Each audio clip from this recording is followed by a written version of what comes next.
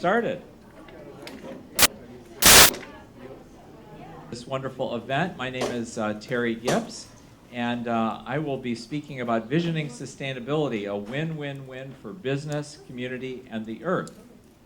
I'd like to say a special thank you to Julie Rappaport, all the SLP SEEDS volunteers, Sustainable SLP, the Alliance for Sustainability, the other sponsors, and all of you for being here. My background, I've worked in the public, private, and nonprofit sectors over the years, and have written various books about sustainability, and I'm just excited to be able to share with you some of the thinking about visioning and sustainability. I helped to co-found this nonprofit, the Alliance for Sustainability, and we've been around for a little over 30 years, and we really welcome your involvement. We have a free membership. Be happy to sign you up, or you can go to www.afors.org,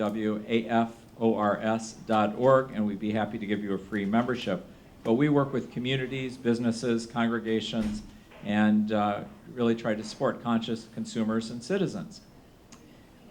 More than any time in history, humankind faces a crossroads, according to a famous philosopher, Woody Allen. One path leads to despair and utter hopelessness, the other to total extinction. Let us pray that we have the wisdom to choose correctly.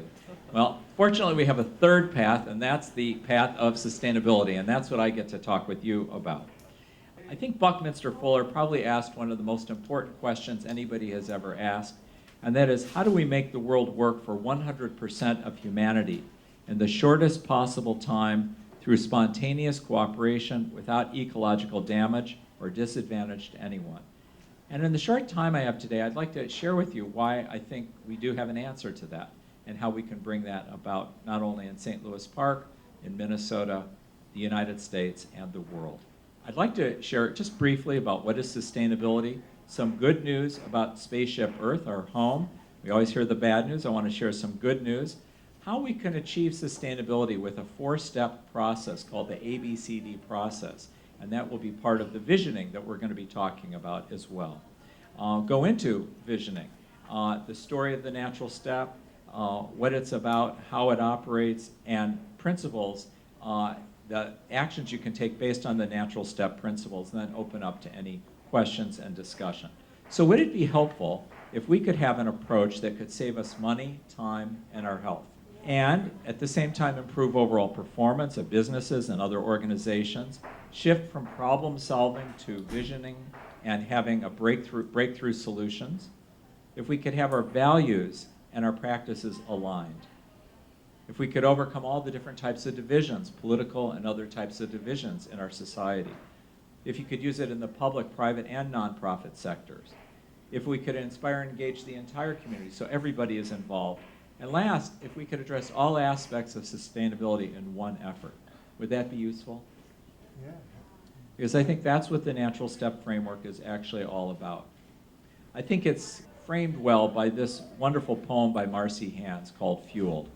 Fueled by a million man-made wings of fire, the rocket tore a tunnel through the sky and everybody cheered. Fueled only by thought from God, the seedling urged its way through the thickness of black, and as it pierced the heavy ceiling of the soil, up into outer space, no one even clapped. So often we focus on all kinds of technology, rockets going into outer space, but we don't focus on the miracle that happens every day of the seedling urging itself up through the thickness of black, up into outer space. And it's that miracle that allows us to have food that we eat, the clothes that we wear, to be able to have a warm or cool building. So we want to look at, how does that work? How does that happen? And the place to begin is with our home, Mother Earth, or Spaceship Earth, as Buckminster Fuller said.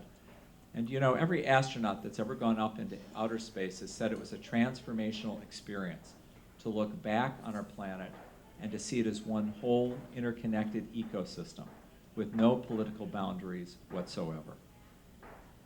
Edgar Mitchell said, "My view of our planet was a glimpse of divinity." Astronaut Sigmund Hahn said, "Before I flew, I was already aware of how small and vulnerable our planet is, but only when I saw it from space in all its ineffable beauty and fragility did I realize that humankind's most urgent task is to cherish and preserve it for future generations."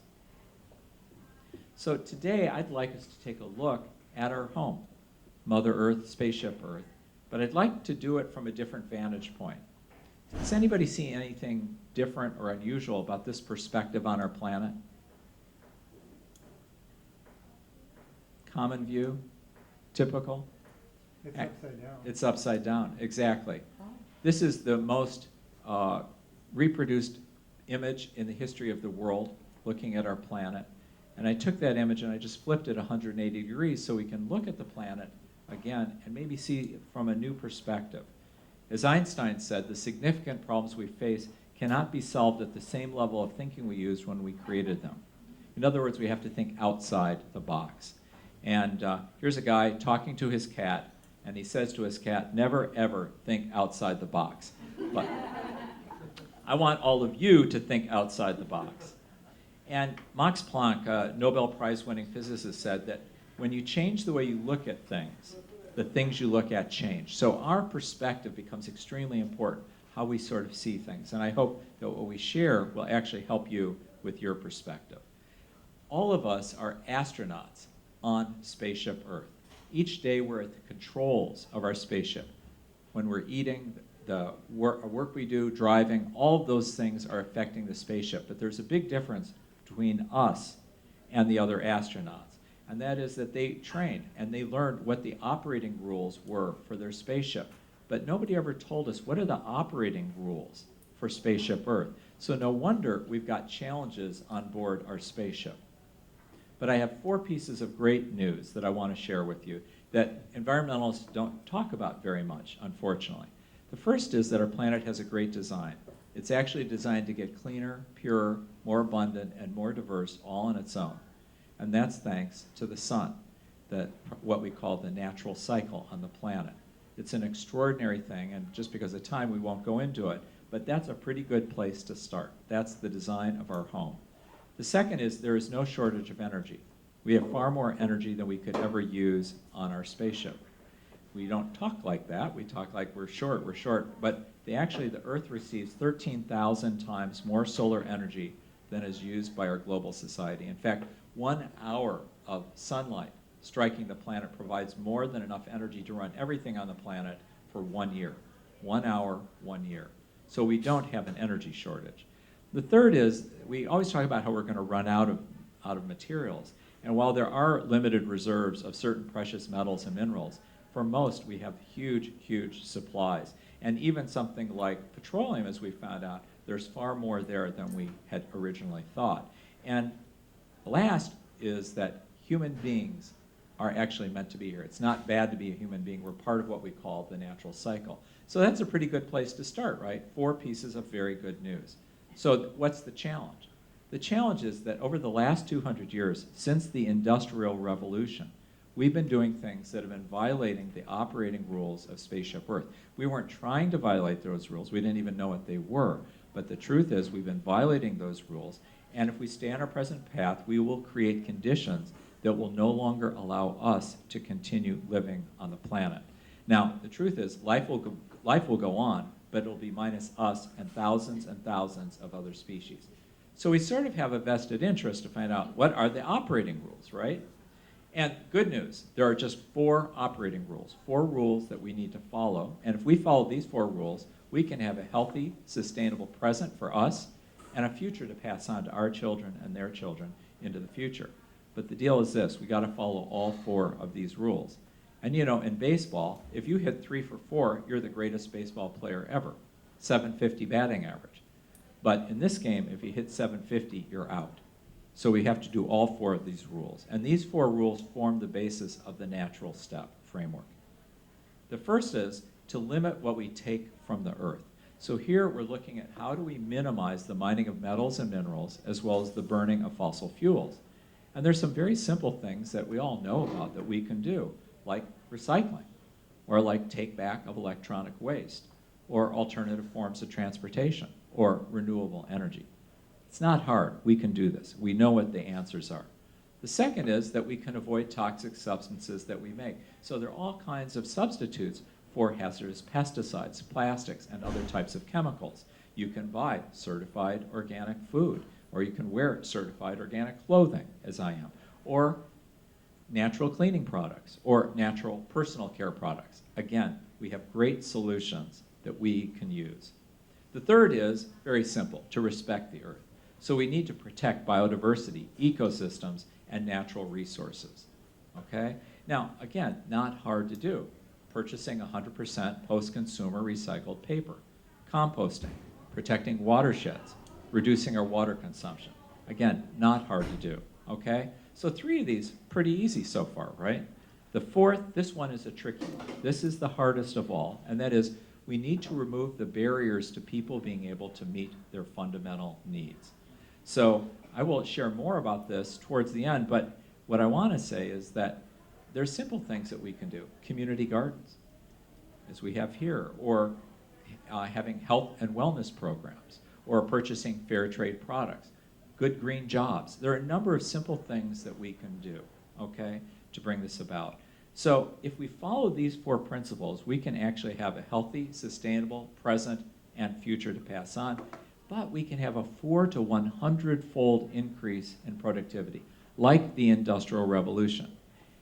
Huge savings in money, actually create jobs, have livable communities, and actually reduce taxes. This is not a bad thing. I would argue this is the greatest opportunity human beings have ever had, and it's a choice that we can make as a society today. My own personal belief is that we don't have to wait generations and generations to start turning things around on the planet. We can start turning things around in 5 to 10 years. And that's why this gathering and the work that all of you are doing is so important to help bring about that change. As Margaret Mead said, never doubt that a small group of committed citizens can change the world. Indeed, it's the only thing that ever has. And Arundhati Roy said, another world is not only possible, she is on her way. On a quiet day, I can hear her breathing. Let's talk for just a minute about sustainability. If I ask you, what does sustainability mean? What word, phrase, idea comes to your mind? What might you say? Any thoughts? What's that? You don't deplete something. You don't deplete something. Very nice. What else? Recycle. Great. What else? Other words, ideas? Renewable. Renewable. Beautiful. What else? Any other words, phrases, ideas? What I like about the term is that it really evokes lots of different ideas and people. And here's just one from a Japanese cartoonist, Hiroshi Takatsuki from Japan, a scientist, but also a cartoonist. He said, sustainability, working together for a harmonious existence. So the roots of sustainability go way back, and you can find them in every different spiritual tradition. There are great teachings. I have a handout and also on the website for the Alliance that sort of talks about the teachings of each of these. I won't have time to go into them today, but there are a lot of definitions of sustainability. I just want to share a few so that we can have a shared understanding. By the way, this is a view of various rice paddies and flowers and other plants growing in Bali, in Indonesia, looking down on top of them. The first definition that I'll share comes from the Alliance for Sustainability, and it's a 4-part definition. First, it involves being ecologically sound, economically viable, socially just, and humane. Humane is a great word. It means to embody our highest values. So how we treat people, animals, and the earth. So we need all 4 of these, sort of like the chair you're sitting on with 4 legs to be able to have sustainability. The most widely used definition comes from the United Nations, and that is that sustainable development meets the needs of the present without compromising the ability of future generations to meet their needs. So we take care of our needs, but we assure that future generations can have their needs met, but we're not just talking people, all life. And the last definition is what we call the triple bottom line. It comes from the world of business. And there we talk about 3 things, being social, environment, financial. Sometimes we call it people, planet, profit for the 3 Ps, or the 3 Es, equity, ecology, economy. It doesn't really matter which one you want to talk about. This is the direction that more and more businesses and organizations are going. In the end, I don't think sustainability is actually very special. I think it's just common sense. Of course, you're going to take good care of the people you work with in your community, as well as the environment. So probably in 10 years, we won't need to talk about the term. I had a vision of sustainability once that it was sort of like inside of a circle. On the outside of the circle are all of these doorways. And there are hundreds of these. These are just a few: social justice, business, spirituality, architecture, environment, exercise, art, health. There are many, many more. And I think it's our job to create a doorway with an entrance sign that welcomes every person into the doorway. So all of us can enter into this world of sustainability. And once we're inside this world, we can actually see that there are all these interconnections, and that each one of us can take another step towards sustainability. None of us are there. And in fact, the only way we will actually get to sustainability is actually working together to bring that about. So I hope we can welcome everyone to this world of sustainability. So does that make sense about what sustainability is? Any questions about that? Okay, good. So now I want to talk about a very simple process for how we can accomplish sustainability that is widely used. Here is a picture of Mount Everest, and some people have said that actually sustainability is about climbing a mountain that's actually higher than Mount Everest. Sometimes it can actually seem quite daunting. How are we going to turn the world around? There are three common approaches that people use to achieving sustainability. The first is what I call the list approach: 101 things you can do to save the planet. And so I just want to ask, have any of you done all 101 of those things? No, no one has. And that's pretty common. Most of us have never done that because most of us don't like being given a list of all the things that you should do, okay? So not very effective approach. Second is you can have an audit. You can hire someone like me, and I'll be very happy to come to your organization, and you can pay me a lot of money, take a lot of time, and I will do a full audit of your whole organization, how it's doing. And then I will give you a list of all the things that you should do. So again, I don't think it's worth doing that. There is a third approach that I think is very effective, and that's to have an engaging process that really involves everyone. And so I want to share about a simple process that's been widely used. We call it the ABCD process. So here you can see Mount Sustainability, and you can see the A, where we are, and then the place we always begin is with what we call awareness of sustainability principles. And then we go on to a baseline assessment, we create a vision, and then we develop a sustainability action plan. So let's start with the A. Step A is an awareness of sustainability. Almost in every community, every organization, business, whatever that I work with, almost never has there been a shared understanding of what sustainability is. What are the opportunities that it offers? And that's really the purpose of the Natural Step framework, to have people be aligned and have a shared understanding of where they are. So here we are at the bottom of the mountain. Xuanzang, a Chinese poet, said, if you're thinking 1 year ahead, sow seed. If you're thinking 10 years ahead, plant a tree. If you're thinking 100 years ahead, educate the people. Here the idea is that we want to align key decision makers and stakeholders around a common understanding of sustainability and have a whole systems context. And that is really what the purpose of the Natural Step is. And just so often it is overlooked. So I really want to encourage you to think about doing that part. The B part, that's the next step, a baseline analysis for today. So with this, we take those 4 principles I talked about before, and we apply them to the organization or to the community. How are we doing? Where are we aligned? Where are we not aligned with these principles? So we do a sustainability analysis, and it's very simple and very quick. It doesn't have to be all detailed. It's helpful if you have quantifiable things, but you don't need all of that. And we want to look at it from cradle to cradle. And then the C part is, I think, the most interesting, the most intriguing.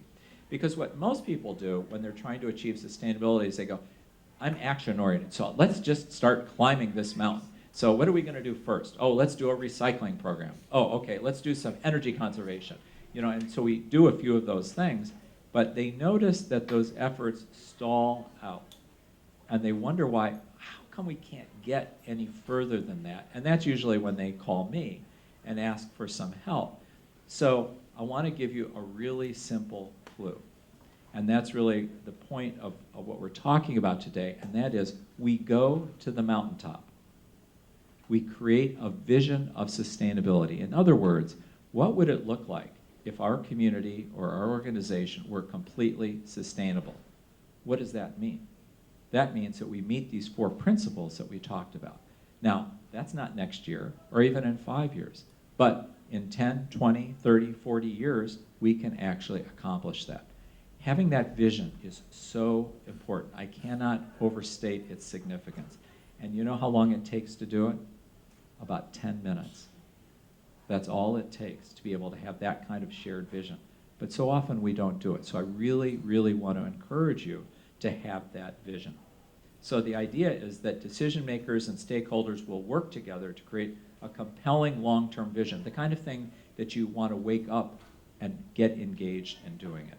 And you know, President Kennedy, when he wanted us to go to the moon, he gave us this inspiring vision, but we had no clue how to get back.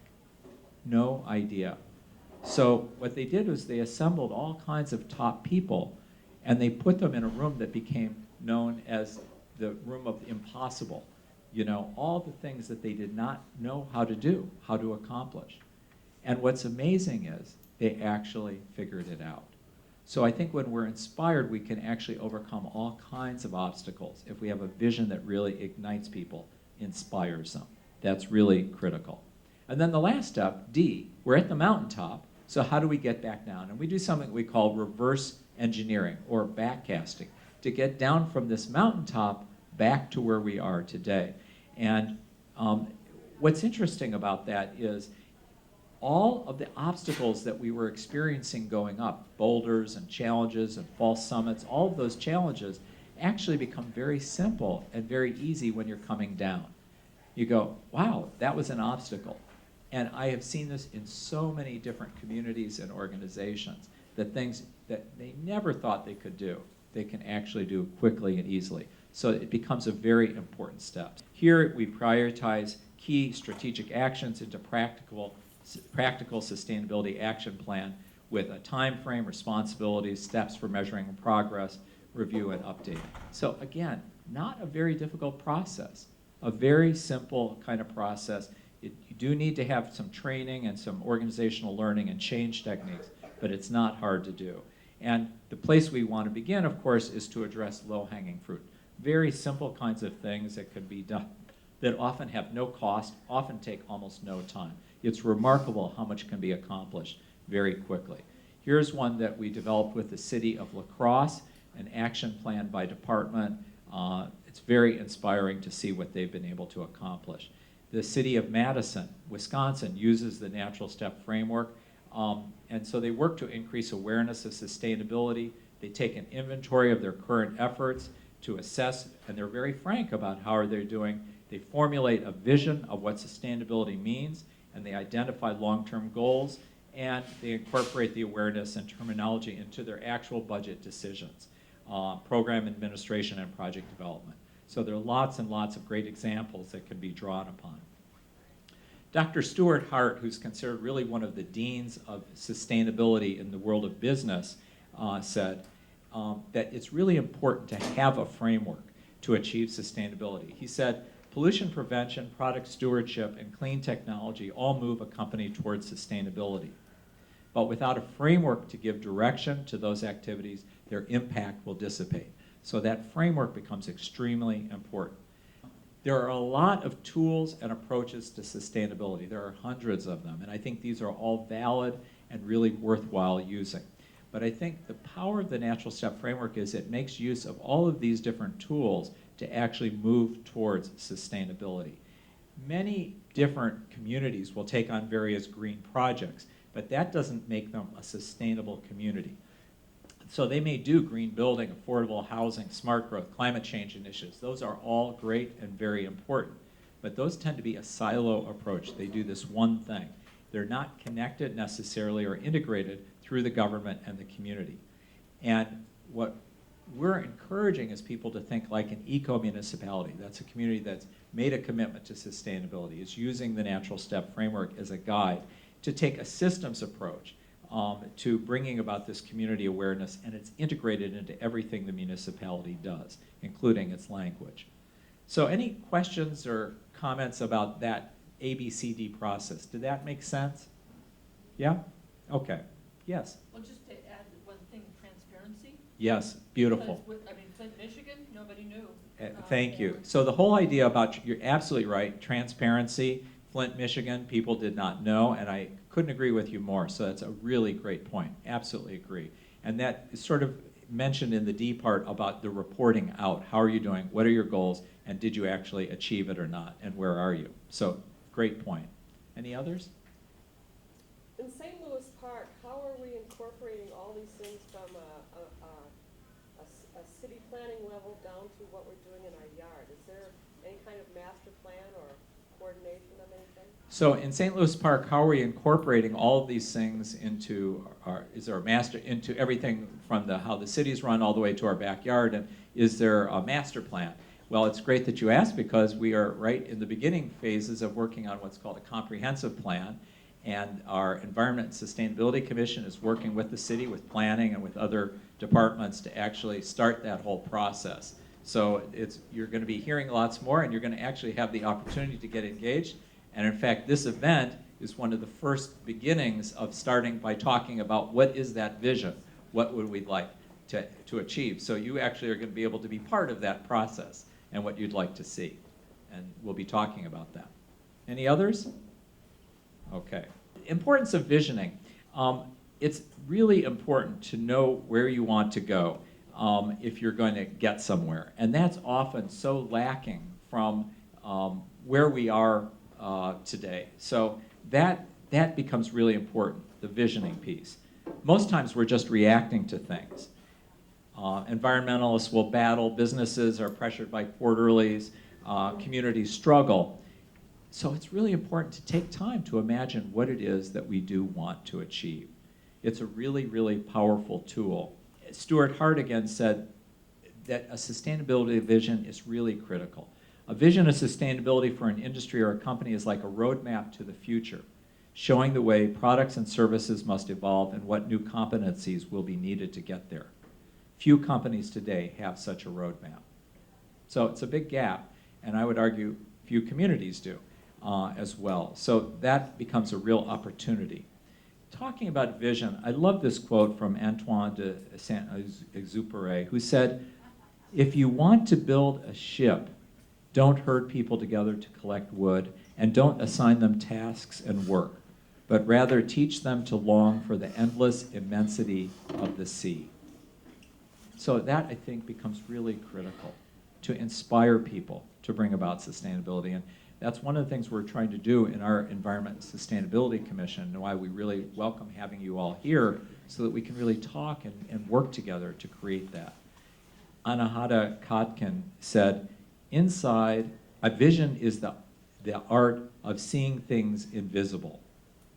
Often, when we do visioning, we actually discover things that we had never even thought about or seen before. So hopefully we can do some of that as well. So I'd like to just take a moment. I had wanted to do a full exercise, but because of our time, I'm not going to be able to do that. But just take a moment and get in a comfortable position. I would just want to lead you through a very brief, very shortened visioning that might inspire you. So if you like, you're welcome to close your eyes. You can take a deep breath and just relax.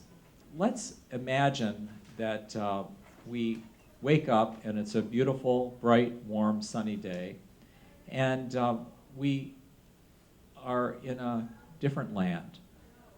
And we see the headlines in the newspaper that says that hundreds of businesses are making a commitment to sustainability. These businesses include the world's largest furniture manufacturer, the world's largest electronics manufacturer, the railroad. It even includes McDonald's. McDonald's has made a commitment to using renewable energy. They're now serving veggie burgers. They're serving organic food. It even includes the major petroleum company, which is now lobbying to have cleaner air because they are working with farmer-grown clean biofuels. The headline also has mention about hundreds of municipalities are making a commitment to sustainability. They're creating jobs and actually lowering their costs by making a commitment to sustainability. Young people are involved.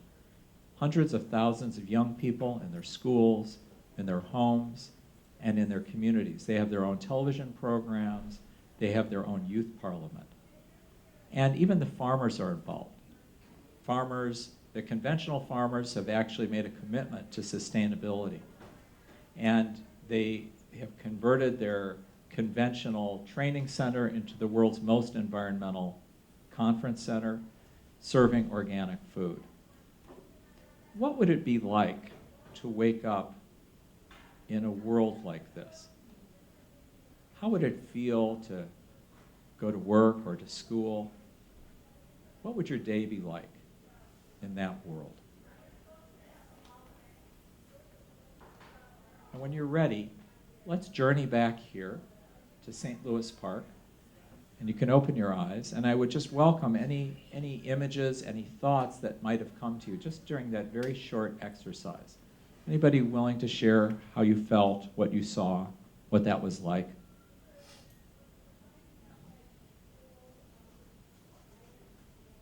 Makes me think of Sweden. Makes you think of Sweden. Anybody have any other thoughts, feelings that came up? Yeah. It would be calmer, less stressful. You'd be calmer and less stressful. Beautiful. Other feelings, things that came up for people? Yes, in the back. Hopeful. Hopeful. Beautiful. Other things that came up for You people? wouldn't be alone in old age. It'd be co-housing kind of thing. You wouldn't be alone in old age. It would be co-housing.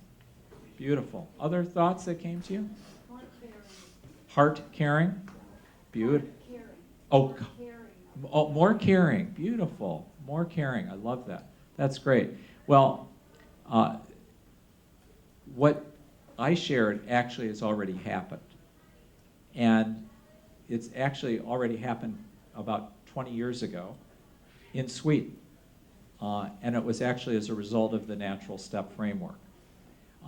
So it's really possible to actually create a society that actually does all those things that I talked about.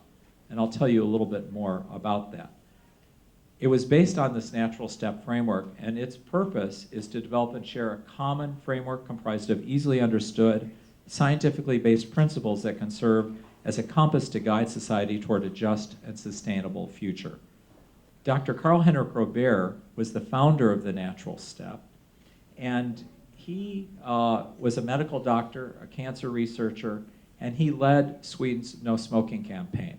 Sweden had one of the highest smoking rates in the world.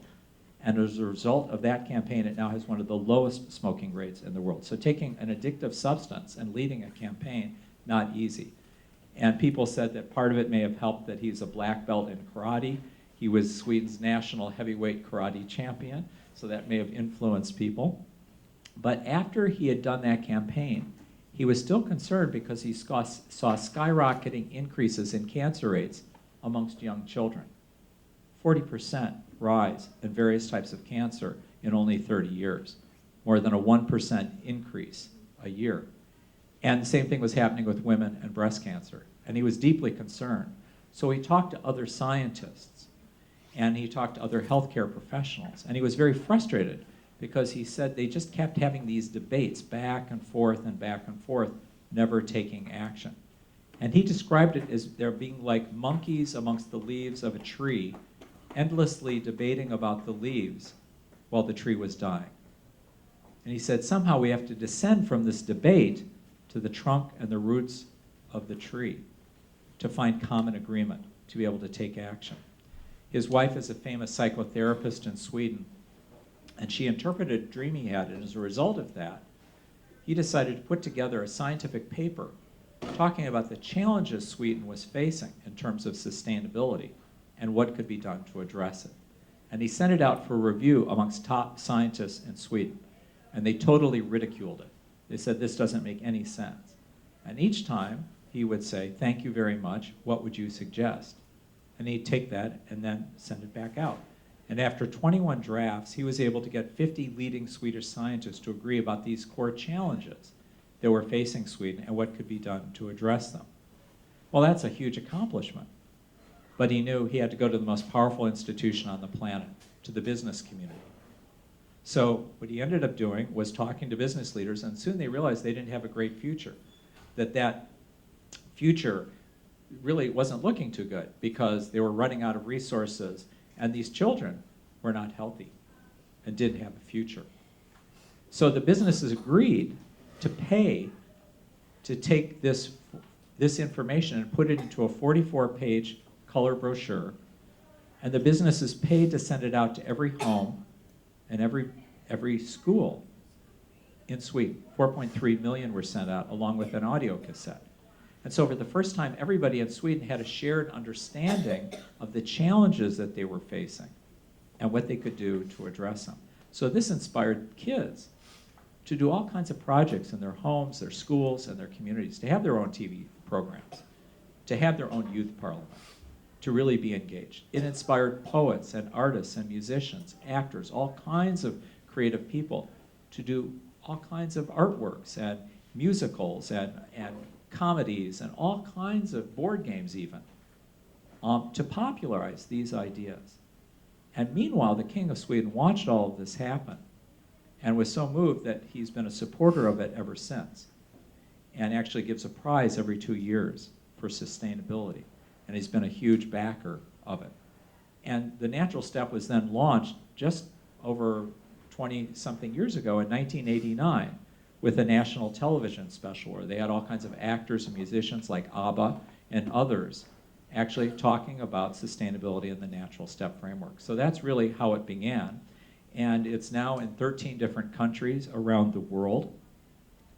There are all kinds of companies. IKEA was the first company to use the Natural Step, then Electrolux, Interface, McDonald's, Starbucks, Roman Haas, CH2M Hill Engineers, Nike, all kinds of companies have been using it, but the US Army, Navy, and Air Force have all used it. The state of Oregon, Whistler was the first community in North America. Santa Monica was the first city in the United States. Many other cities. There are 25 eco-municipalities in Wisconsin. I've worked with several of them, like La Crosse and Eau Claire, Menominee. Also Madison has been using it. The American Planning Association promotes it. Universities like the University of Texas at Houston have all been using it. In Minnesota, there are all kinds of businesses that have been using it. Cities like the city of Duluth, all kinds of schools, congregations like the Basilica of St. Mary and others have all been using it. So I want to just briefly go over these 4 principles because I don't want to leave just with something abstract, but I want to give you some very practical things that will show you how you can save money. So the first principle of sustainability is to limit what we take from the earth, to minimize the mining of metals and burning of fossil fuels. So simply, we need to use renewable energy and non-toxic reusable materials to avoid the spread of hazardous levels of pollutants and mined metals and minerals. Simple things that we could do, like recycling. Aluminum cans, we recycle only about half the aluminum cans in this country. It's crazy. We throw away enough aluminum cans every 3 months to rebuild the entire US commercial air fleet. Just completely unacceptable. So it's not hard. Some of these things are just so simple.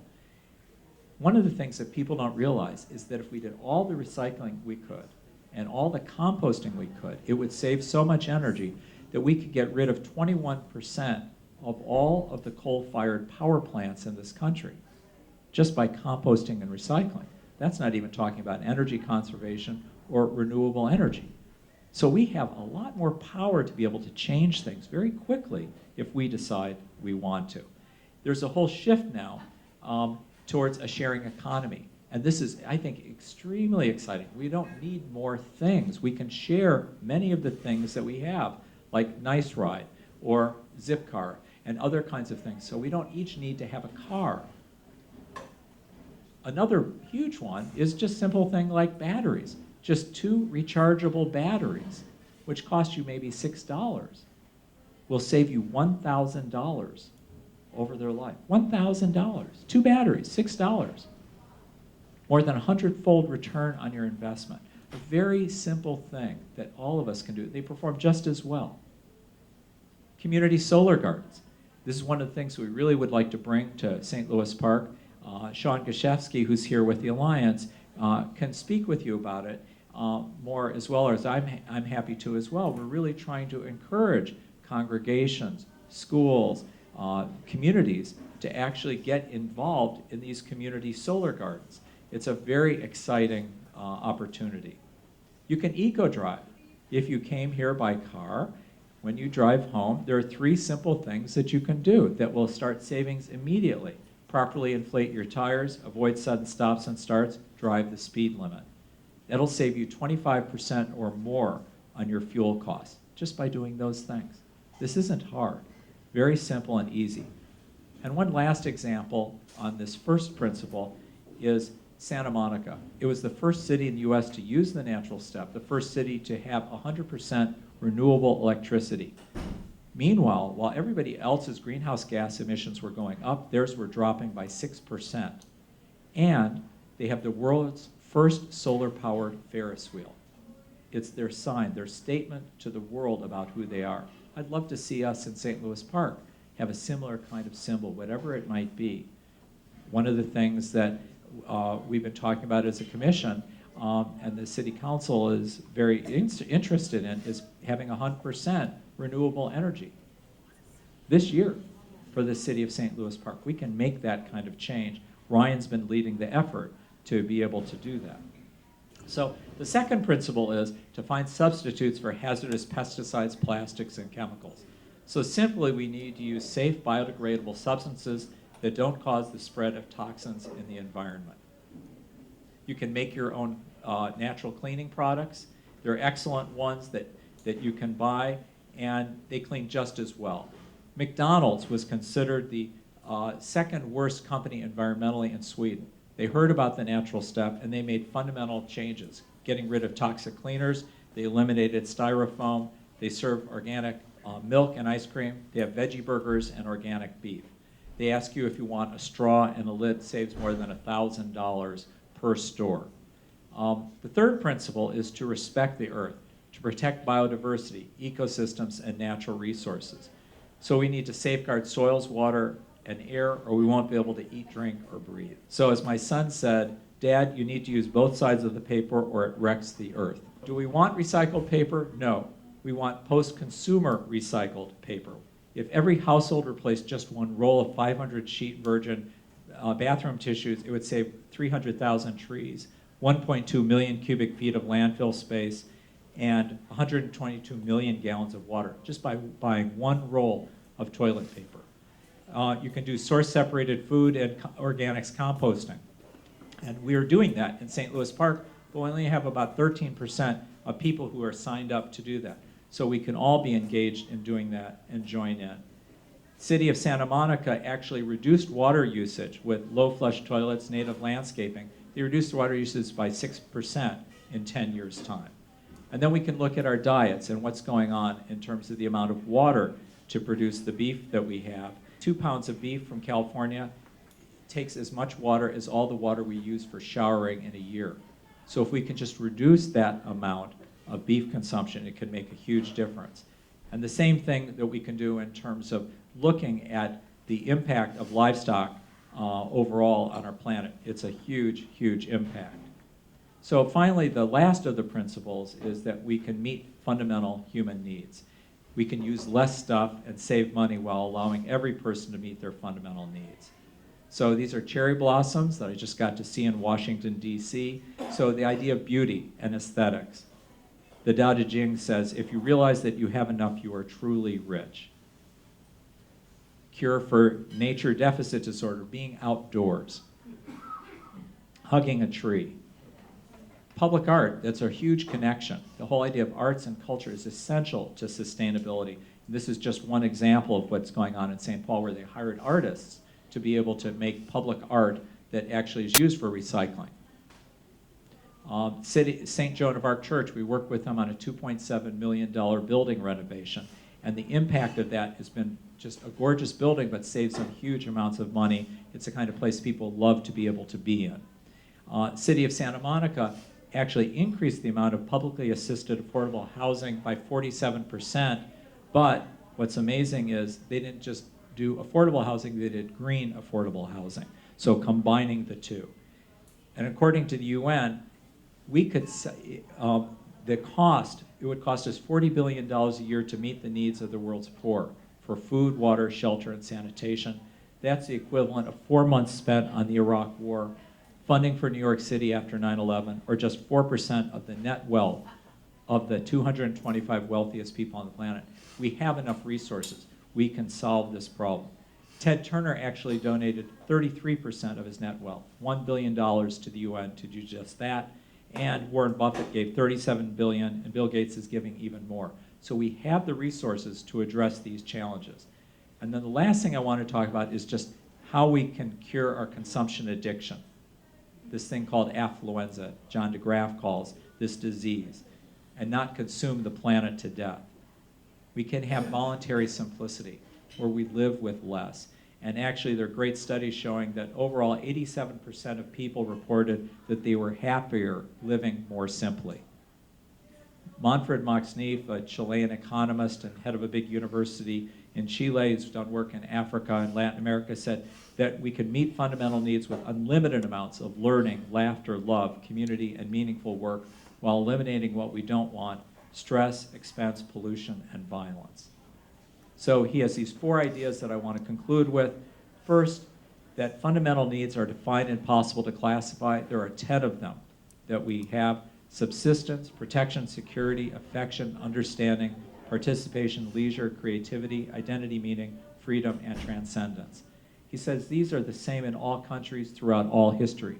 They've never changed. They define what it means to be a human being. They're not interchangeable. You can have a lot of one thing and it doesn't do anything about meeting the other fundamental needs.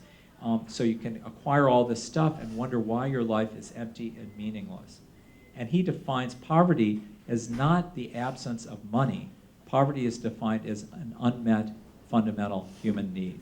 So he says, based on that, the US is perhaps one of the poorest countries in the world. And then the last thing he says, it's actually possible to have more satisfaction and use less stuff. We don't need more stuff to have more satisfaction. Here's a practical example in Gothenburg, Sweden's second largest city. They retrofitted a large apartment building. They did daylighting, energy conservation, solar panels, but they did one other thing. They put in an attached greenhouse. That allowed people to grow the food that they needed, but also to warm their buildings with the passive solar energy. But it also allowed them to meet these other fundamental needs for subsistence, security, because they knew each other, identity, meaning, creativity, participation, leisure. So if we design, we know how to do this. If we design our buildings, our communities, businesses in this way, our homes, we can meet our fundamental needs. Everybody has these fundamental needs. Nobody is against this. This is something that can bring together Democrats, Republicans, Independents, Greens. Ray Anderson, the head of Interface, was using them at Interface. We can meet the basic needs of everybody, and this is the best antidote there is to this disease called affluenza. Because instead of asking people to sacrifice, give up, or live with less, we can actually turn it around and say, how would you like more? More of the things you've always wanted, like a sense of community, meaningful work, the ability to walk down a street at night and feel safe, to actually have healthy, attractive, and nurturing environments. And how would you like to give up what you don't want? Stress, violence, expense, and pollution. And people will do it in a second. So the best, no matter where I've spoken around the world, whether it's in South Africa or Ireland or Mexico, no one has ever disagreed with it. Conservative audiences, never anyone has ever disagreed. And then 9/11 happened. And when 9/11 happened, it was like the proof text of this, because everybody was in the question, how can I serve? How can I contribute? What's meaning in my life? And does anybody remember what we were asked to do at that time? Go shopping, buy more, exactly. But all of us knew that's not what we wanted to do. So this is a huge positive thing. We are citizens, we are not consumers. So this is really, really important, that we are far more than our things. And I believe this is a huge conversation that can transform the world. And I hope that we can talk about this and really make it happen. So I'll just conclude with this quote: we can no longer have everything we want. I was very sad when I read this from Mike Nickerson, big sustainability leader in Canada. But then I read the next part: but we can be more than we ever imagined. And that's really the possibility of what I'd like to help bring forward in our visioning today. So I'd be happy anytime to do a presentation with you. I'd be happy to give you a copy of this presentation. It'll be rebroadcast on Park TV, but we'd be very happy to give you a copy of it if you signed the Alliance's presentation. And then maybe just the last quote, When you are inspired by some great purpose, some extraordinary project, all your thoughts break their bonds, your mind transcends limitations, your consciousness expands in every direction, and you find yourself in a new, great, and wonderful world. That's Patanjali. So I just want to say thank you very much, and I look forward to talking with you in just a little while. Thanks.